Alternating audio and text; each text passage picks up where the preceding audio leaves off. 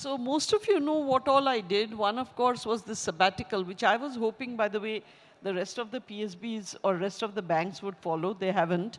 I still hope that they will. It is very useful.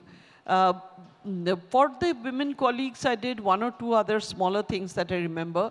One was, when I had gone to a gathering of some of these younger women colleagues, I found that most of them had taken on platform roles. Okay, and they were not in the operations, that they were not in the branches. Whereas their male colleagues were out there doing their rural assignment, their branch managership. And as you know, in the banks, you have to have 2 years as an independent assignment and 2 years in rural service in order to qualify for your next promotion. Now, obviously, if women were not doing these things, then they would not qualify for promotion and they would start falling behind. So I gave them a lot of gyan, about why they should do this and do it immediately as soon as they got confirmed.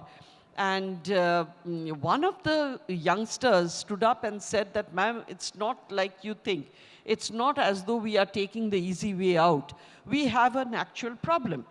And I asked them what it was. And she said that in many places, in the rural places, if you place us there, we are not able to commute. We need to stay.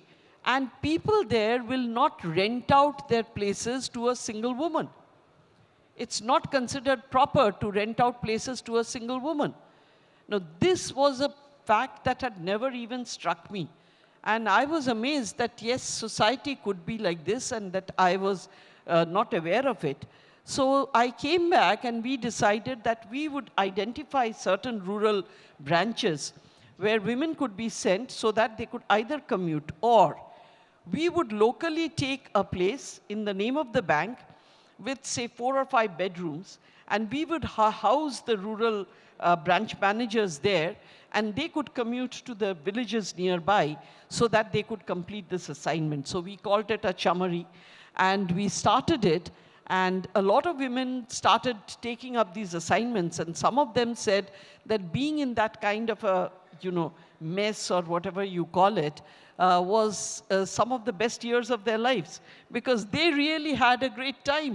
They would take turns cooking, they would be amongst people of their own kind, and they could get to the rural branches, finish their rural assignment, finish their branch managership, and be on the way to their next assignment. So that is one thing that we did.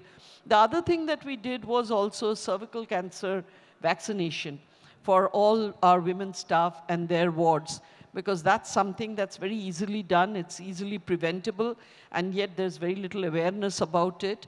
I also tried to ensure that in all of our bigger centers, we had at least one lady as either a gynecologist or a pediatrician, because that would enable a lot of the women to not have to go out and get these appointments, but they could get their problems solved in the banks itself, and that saved a lot of time.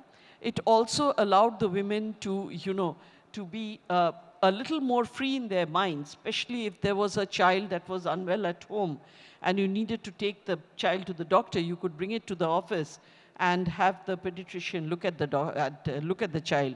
So that's another thing that I did, which I think also was quite useful. So yeah, little things like that. That's a lot of things.